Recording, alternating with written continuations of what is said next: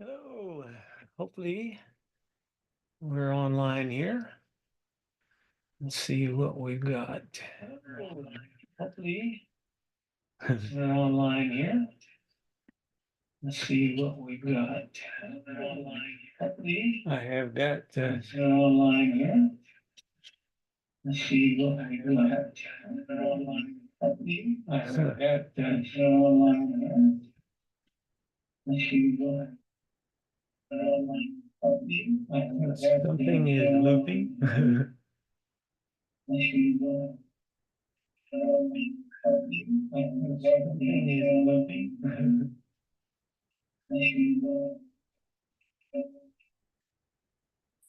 Oh, maybe that will do it.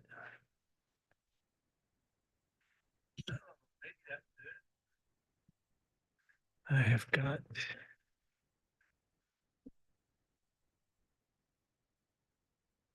All right. Check, check. Check, check.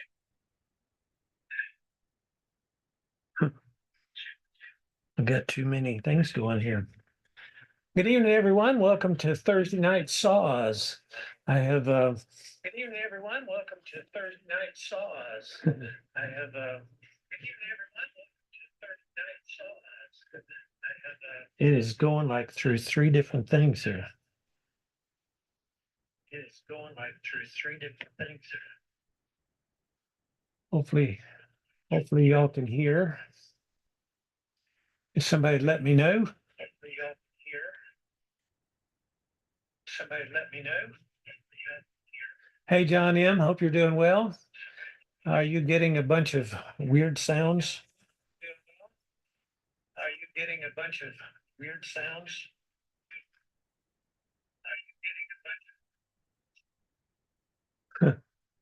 Just looping through about three things here tonight for some reason. Very good, Tourniquet. How are y'all doing? Very good, Tourniquet. How are y'all doing? All right. It's still picking up. Oh, I see what it is. All right. Hey, Larry Petrie, how are you doing? Let's see. We've got several checking in here, try to get all this thing going here.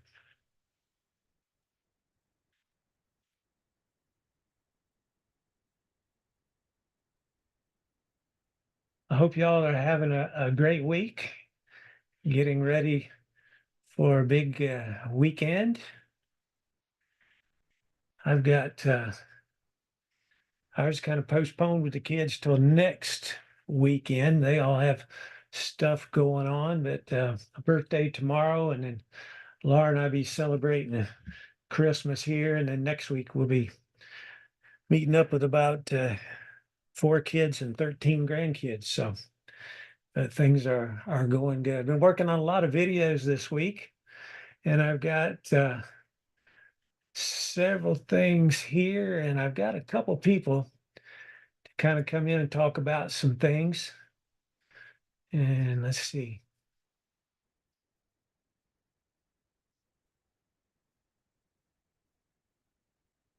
David, are you on there?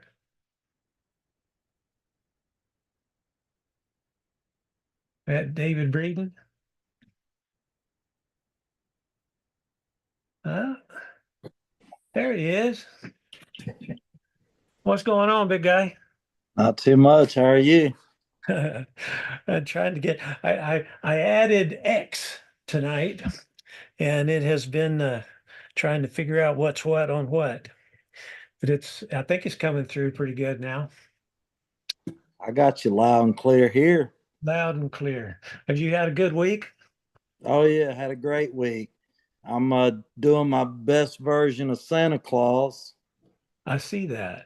Yeah. This But is uh this is about maybe about 45 days of growth. yeah, 45 days. Yep. Oh my goodness. So you've been working on that now for a while. Yep. And Working. nothing's growing up on top of the head, though, I see.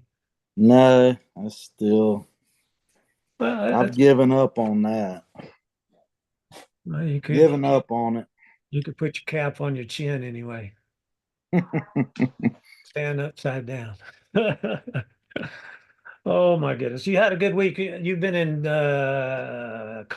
Myrtle Beach, haven't you? Myrtle Beach, yeah. I grew up 90 miles north of Myrtle Beach, and I've been there many times, but I can't say that I've ever been there in December. This was the first, and there's a lot less people there in December than there is in June and July. Especially when the tornadoes were going through, I guess. Yeah, I mean, I drove through a tornado, literally. I saw a Um, lot of damage they had on Sunday, I guess, Saturday or Sunday. So what did you had 12 guys for a training class?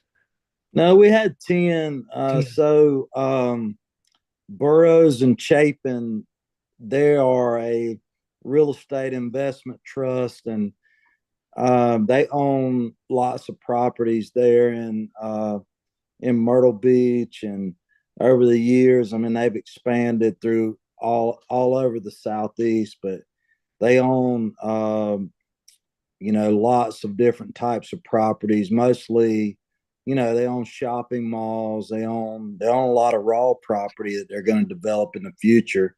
They own golf courses and different types of attractions there at Myrtle Beach, like mini golf, and they own the pavilion at Myrtle Beach, which is probably the really the most well-known attraction there. But they're also involved in the outdoor advertising business. They own a ton of billboards. So, uh, great organization. They if you're in the golf course business and you own all this property, you have tree issues from time to time. So there are people run chainsaws, but not every day, but when they have to, they do it. So they most importantly, they believe uh, in safety, and they want their employees trained. So they asked us to come down and do some training. And I believe that you've been there quite a few times. Some of the people that were in the group this week had been through the training, 3 or 4 times. So it's good to come back through that every year, and every time you go through it. I know it took me quite a few times listening to you, before I picked up on some things, but I'm slow, as you know. Yeah, I've been there several times, but I appreciate you picking that up, taking care of it a little bit. So what you got going? You got anything new y'all are peddling for this spring? Oh well, we got a brand new version of a saw. It's hard to I'm gonna brag a little bit, but it's hard to take something that's already great and make it better. Yeah. And but that's what we've done. So a couple weeks ago, I got the 562 XP, which is our 60cc chainsaw, professional saw. Um, I actually have one that's a 2011 model, and I still run it all the time, and it's never given me any issues. It's great. So we have a new version of that, and I got it. I'd never ran it other than cutting cookies out on the wood pile.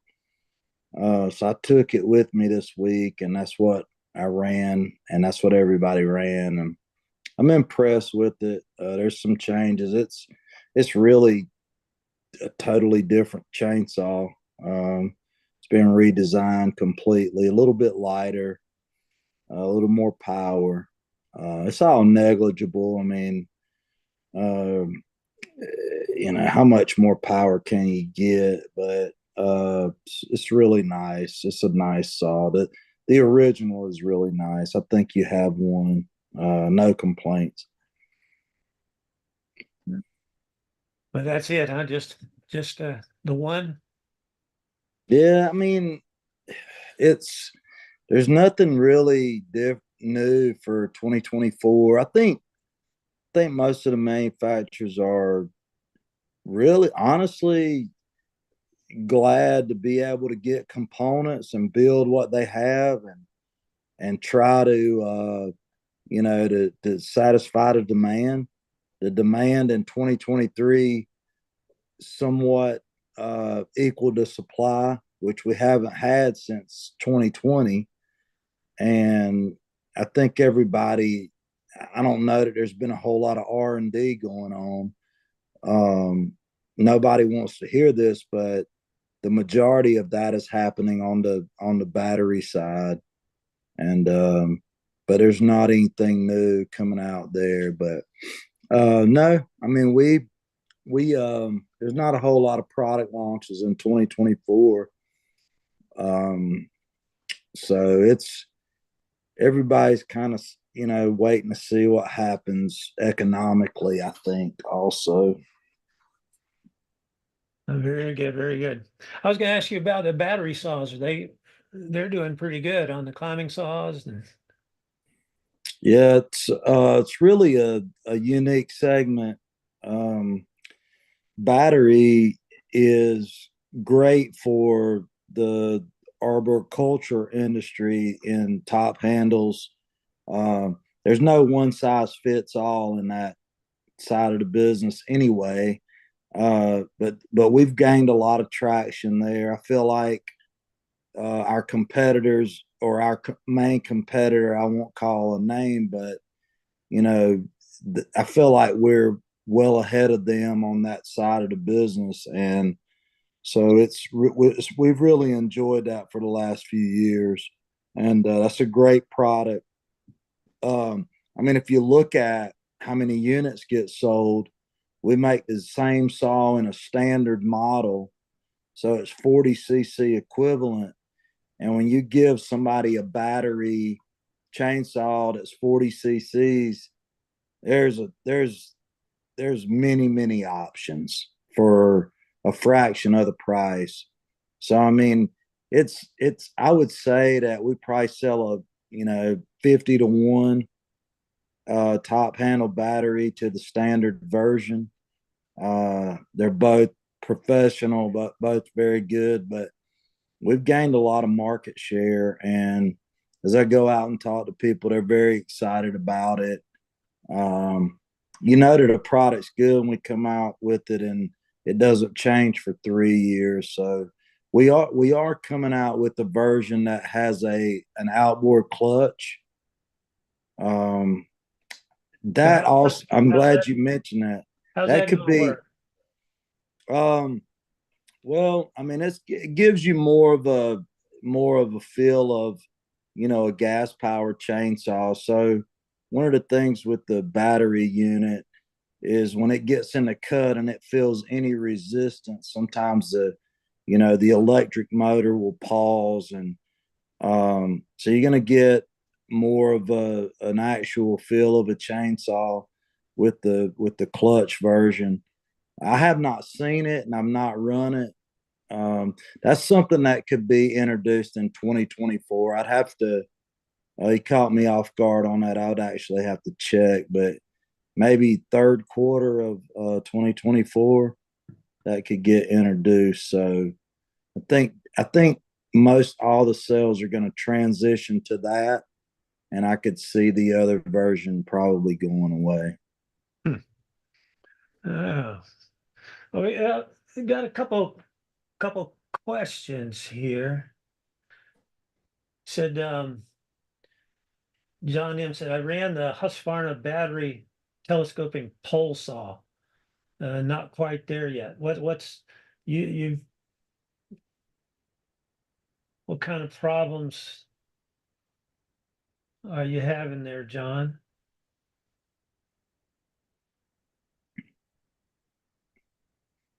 Anyway, it might have been a little earlier here. We might be close. Yeah, I'm the 530 IPT5 I like. I think the saw has good power. 100% honesty, which is all I'll ever throw out there. Um, when you look at our competitors, I mean, we have competitors and we know who they are. We've always had a 25cc gas platform on our gas pole saws. So there's a competitor that we have that puts a 35cc power head on a pole saw. I don't understand why we don't do that. I've suggested that many times, but we haven't, and I don't. You know, it's not my side of the business. But the battery pole saws that we have are, more powerful, and they're 30cc equivalent, and I feel like that's a great product. So I don't, if he has an issue, if it's an issue that he's had, we could, have a sidebar about that. If it's a technical problem, we can get that squared away. But if I think the power's good. Uh, you know, a pole saw is one of the things that I like to say. It's the one product that I feel like I would never buy in gas again, because I can take a pole saw in 10 minutes and create enough work for 5 people for an hour. Um, and I'm not going to go through a battery. So the battery life is good. On the tree care side, it's transitioning to battery pole saws a lot because they don't use them every day, and they they have one battery. They throw them in the truck, and it's a good product. I feel like if there's an issue, we could certainly sort that out. He was just, I think, talking about it being a little bit low power. Okay. So Yeah, he, I mean, it depends on what he's ran. If he's ran other brands, they have more power, of course, more weight, things like that. all right. That's yeah, he's just saying that. Um, Question from Nicholas Butler. He says, Tim, what are your thoughts on sharpening a square chain with a machinist file or double cut bastard file? Um, Nicholas, the chisel bit chain, you have specific areas it has to have a line up to the point cut underneath, and it takes a special file. There's either it's a double bevel or a single bevel file that fits into that. And so you gotta have the proper file to get it. I mean, I've talked to a lot of guys, seen a lot that have used standard flat files, but it does kind of change things just a little bit as far as actually a square or a chisel bit chain. Now, there are some things when you get into the hexa style, and A-top chain has a very a V-type side plate that kind of a flat file is used or could be used to produce that. But now the chisel bit chain is set up to be used with a specific file. I do have some of those on the e-store available right now. I've got 2 or 3 different styles on there from past stuff. So got some good prices on them.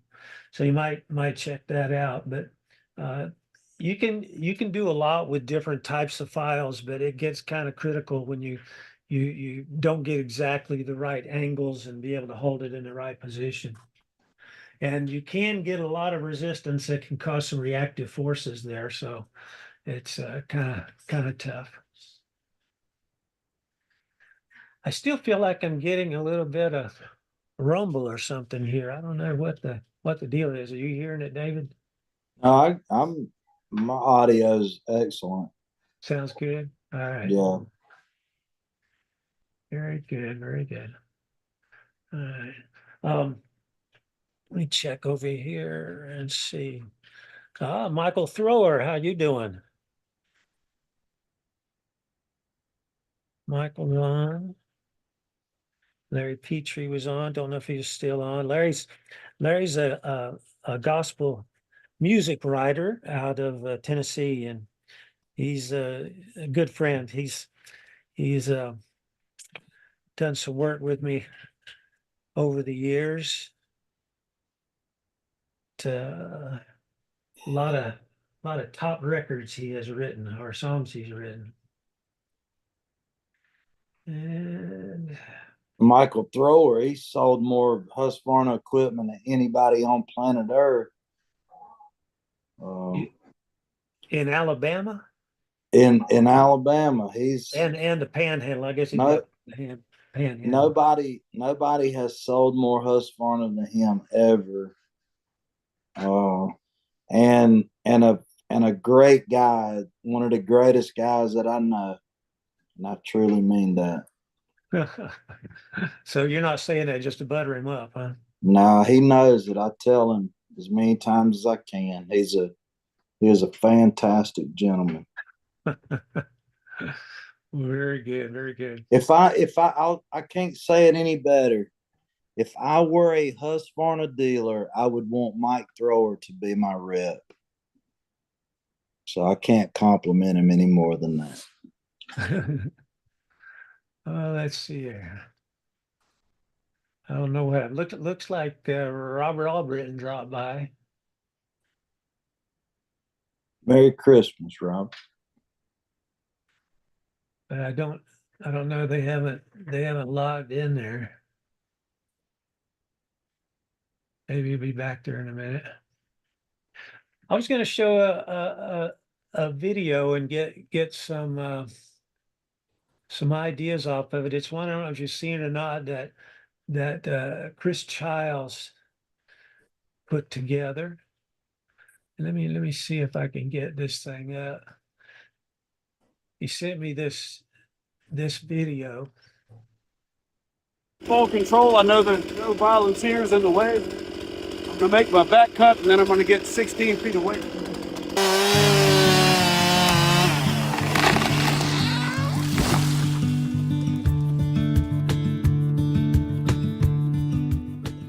Hey y'all, it's Chris Childs with Forest Applications. What I'm working on here is a heavy forward leaner. I'm in Clarksville, Tennessee. A tornado came through here. The great thing about the open face notch and the bore cut is I have complete control. Especially in a volunteer situation, this works really well. Instead of doing your cut and then doing a back cut and looking up and basically running when it starts to fall, I know exactly when the tree is going to fall, because when I cut my back strap, it's going to fall. And also with a heavy forward leaner, you have a chance of barber chair. So a bore cut open face notch is going to eliminate that. I'm going to show y'all how it's done.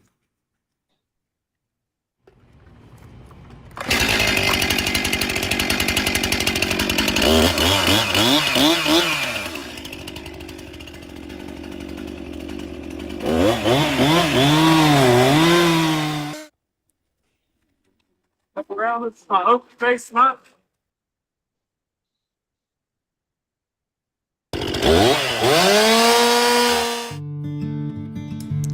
The bore cut or plunge cut is a technique that has many advantages for safety, and especially in falling leaners. You should understand the reactive forces of the chainsaw, kick back, push, and pull before attempting. Read your owner's manual and seek training for better understanding.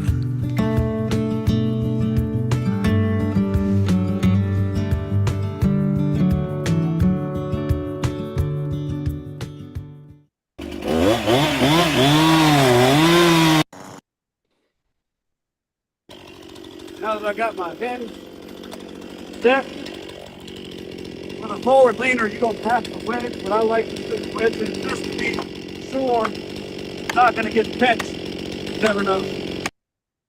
Cut the back strap. I'm in full control. I know there's no volunteers in the way. I'm going to make my back cut and then I'm going to get 16 feet away.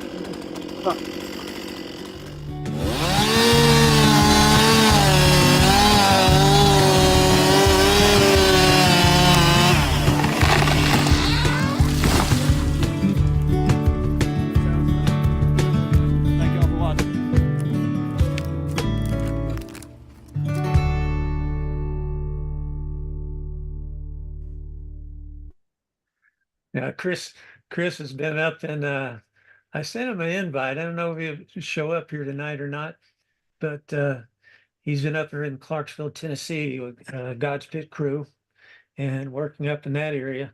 And I guess Larry's from up in that area there somewhere. I guess his place is okay. But anyway, Chris has been up there working and he sent that to me. He's got area they're in, just trees everywhere. I mean, there's a lot of them, broken tops, things like that. They're getting down. He's got a whole crew of volunteers that's working, and he's quite amazing with the saw. And he was one of our legacy instructors of 2023.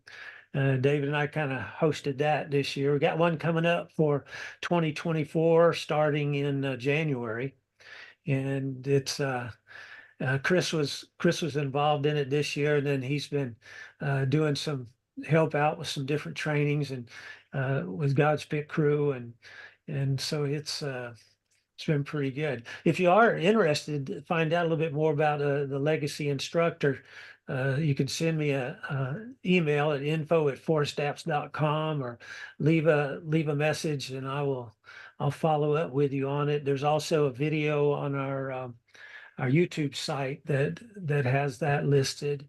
And we had about an 8, I guess, this year. I've already got about 6 signed up for the workshops. It's going to be 12 weeks of Zoom sessions we talk through, and this is for people who have employees or they're interested in doing some training or they're working with disaster groups, doing some training with volunteers, and so that program is catching on pretty good, and so we go through about 12 weeks of it, about an hour and a half every Tuesday night. And then we take and have a little weekend session.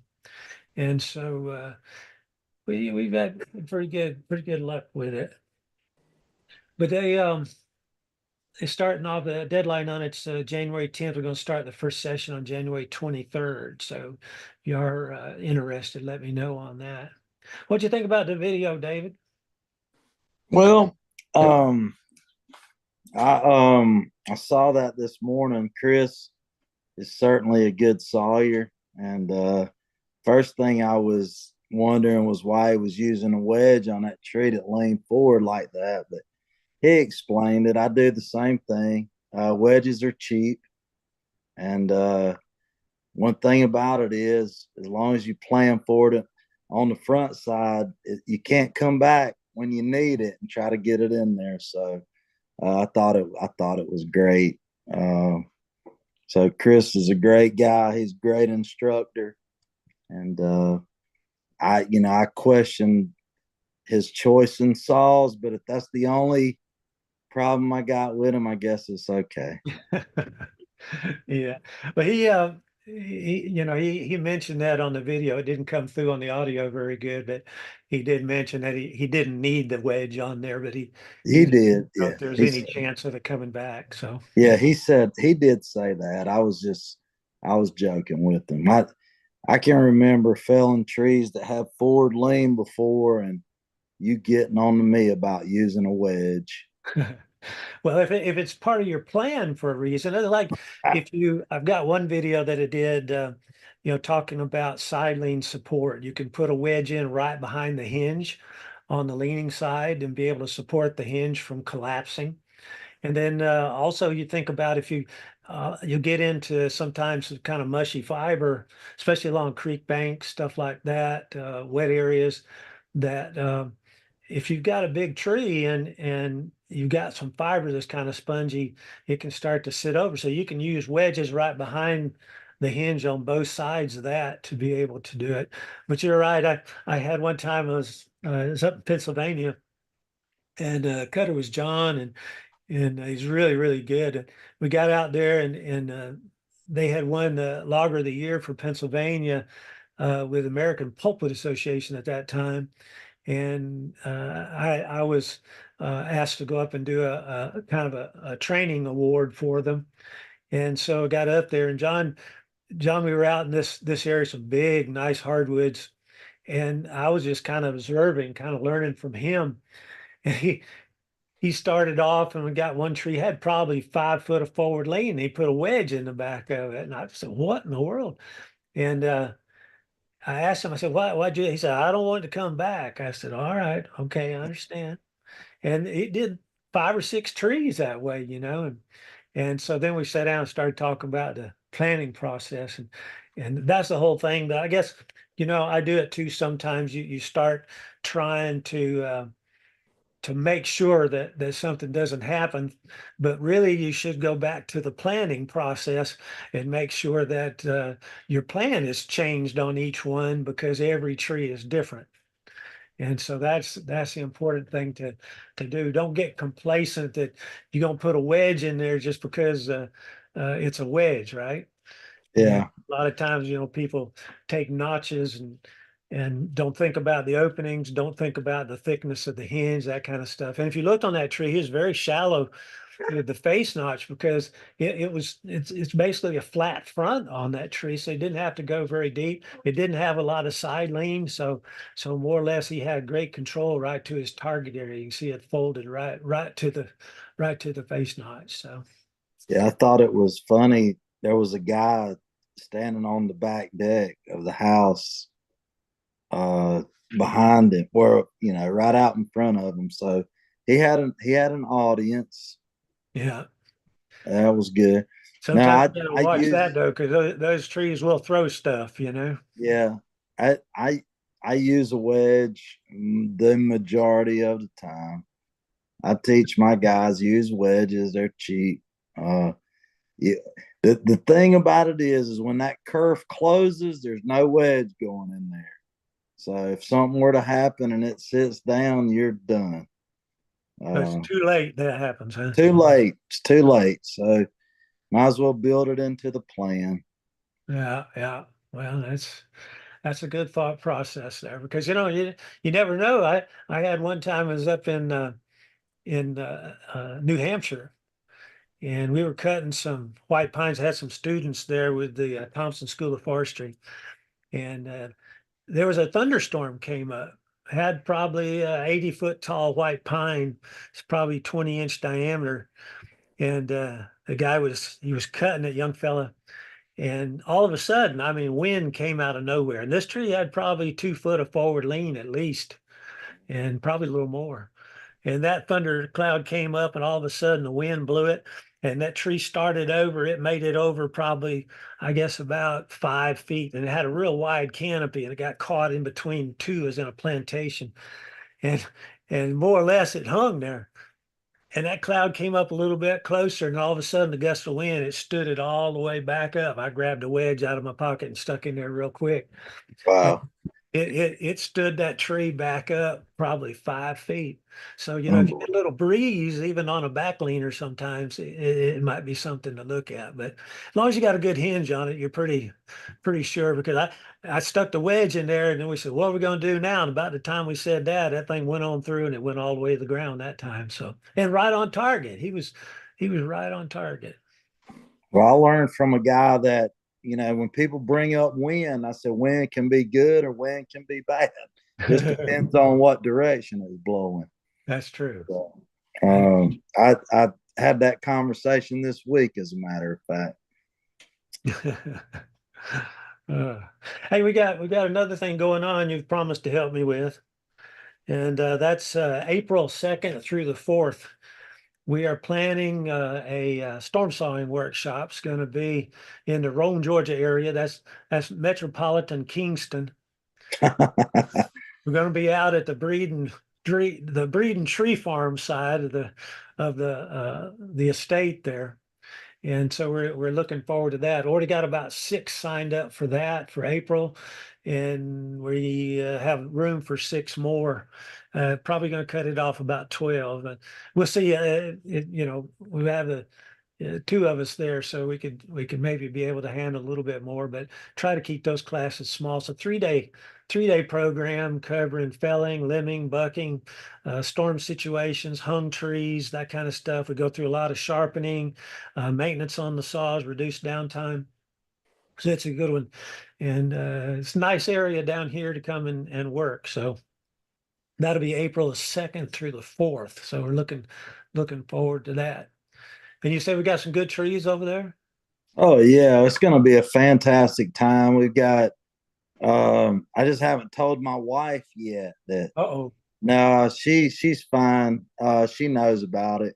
We got a nice little area. It's going to be a lot of fun. Got some great trees. We can create some situations. So anybody that wants to learn how to fell and work on storm damage and as you said, sharpening and maintenance and limbing, bucking, all those things, it's going to be a great time. The weather should be good. So it's going to be a lot of fun. I'm looking forward to seeing everybody that comes out and making some new friends. That's what we do.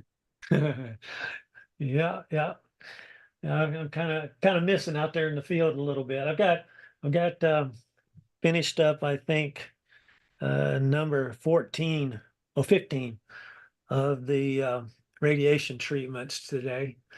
And so I've got about another 18 or so to go. We got about halfway through it.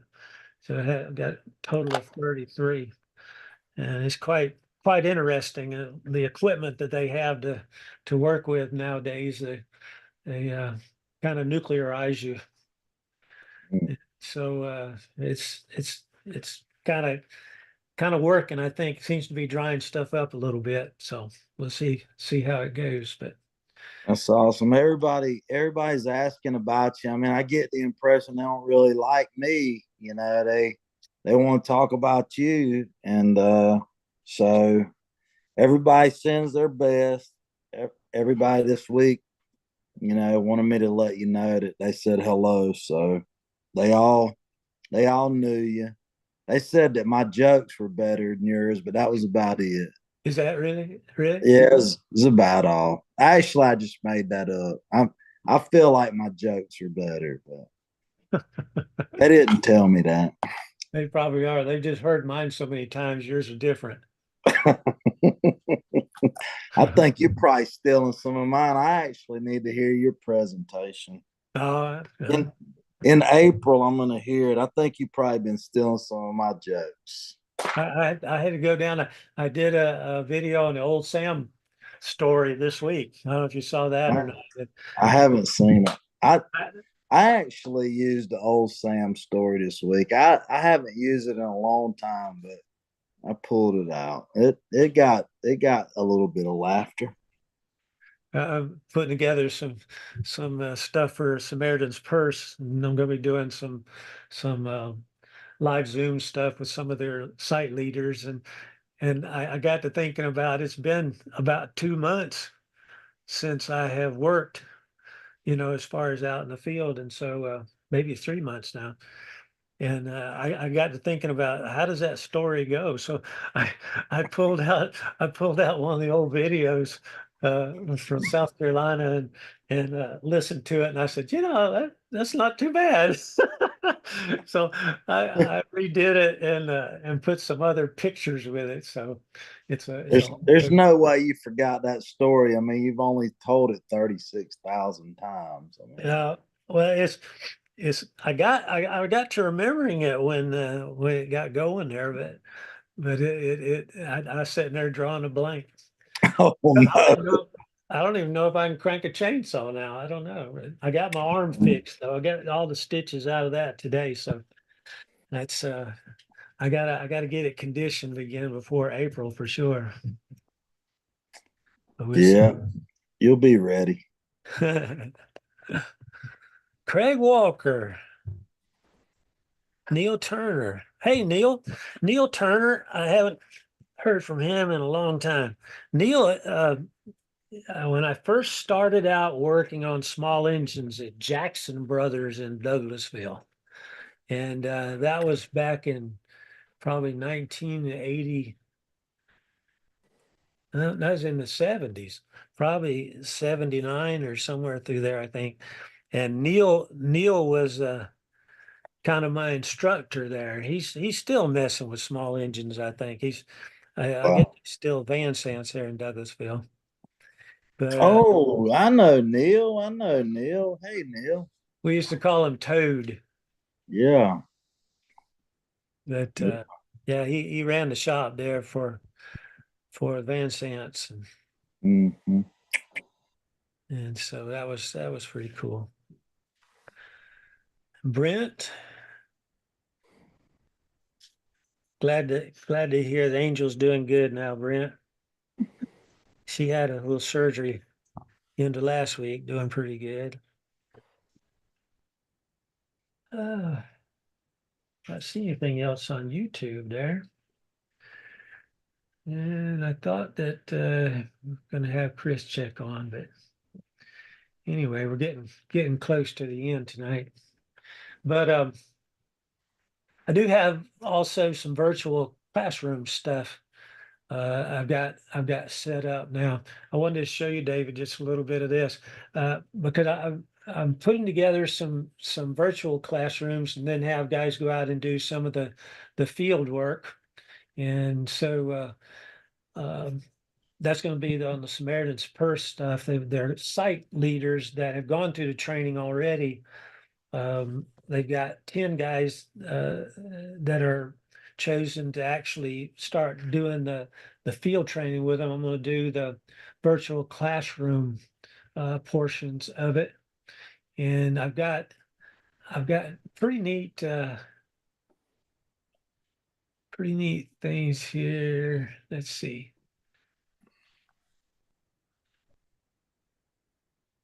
See if you can see this.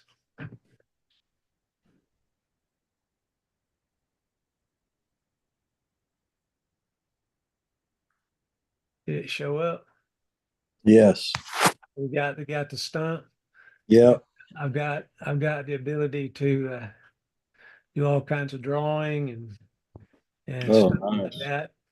And then all of that will go also I can back up and go back. You can see the screen back behind me. And so I'll be doing the saw tear downs and those kind of things on the bench there behind. And I've got the automatic camera now. So it's it's pretty cool to be able to move around and be able to work with it. You have to come over and I'll show you how it all works. Yeah, that's fancy. I mean, last time I was over there, it was fancy. It's fancier now. I can actually move around here a little bit. I got some shelves up, moved out the side, got all kinds of lighting and adjustable table, all of that set up. I got overhead camera. I've got the all the Zoom stuff. So it's pretty cool. It looks like a studio. I could come out there and maybe, cut a record or something too. Sounds Well, yeah, like. you could do that. You could do that. You So still singing? yeah, I mean, I can sing way better than I can run a chainsaw. Well, that's true. That is true. First thing you said this week, I agreed with. But Oh, yeah, it's okay. glad you agree. Well, David, I appreciate you dropping by. And Absolutely. we've got a lot going on coming up, and I thought that Chris and Robert were going to drop by, but I wanted to get an update from him. You know, he's Mr. Claw now at the TCIA and the other arborist shows, so he's he had some updates on that. But I Yeah, imagine he's active with TCIA. I see him out there, so he's doing great work. Great guys, got a great company. Uh, just doing good stuff. So I don't get to talk to him enough, but Chris too. He's doing great work. So got a great group of guys. all right. Well, I want to wish you and everybody online here a very Merry Christmas and hope that your time with family and friends and everything. We'll be back next Thursday night and get ready for the new year. But I appreciate y'all coming by tonight. First time I've had a lot of the different all three chats going on, and everything seemed to work pretty good tonight. It looks like all three of them are still up. And I just had Sirens Project join, and he's going to be involved a little bit. Ralph's going to be involved in the legacy program this year. Sirens Project is another one doing disaster groups. Awesome. You Well, know, yeah. Merry joined us Christmas. one night. And He's an engineer. He sent me a thing the other day that's pretty cool. Talking about the wedge calculations and stuff. I'm gonna get him on here one night to look forward to talking about that. So he's a very intelligent guy. He had some really good stuff added to mine's kind of simplified, on the segments. Oh, Cotton Top did an excellent presentation. Did you watch it yet? no, I haven't. I haven't He seen did it. an excellent presentation on segments on the tree. So Cotton Top Oh, 3, really? and Awesome. talking about the segments and the wedging and everything else. And then Sirens Project put together a paper on it for his people.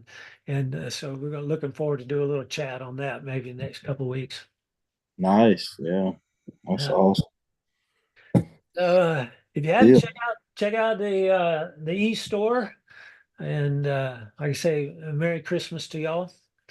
And if you have any questions about anything, please send them in. We're going to try to get a panel going, answering questions on chainsaw operations and maintenance, and so we'll build that up for the springtime. And so all that'll happen on Thursday night saws. So David, thank you for coming by. Be the answer army. Can get all the answers you need. Tim, Merry Christmas to you and Laura, and a Happy New Year. I hope 2024 is the best year ever. It will be. It will be. Looking forward to it. And we'll see you next time. All right. Good night.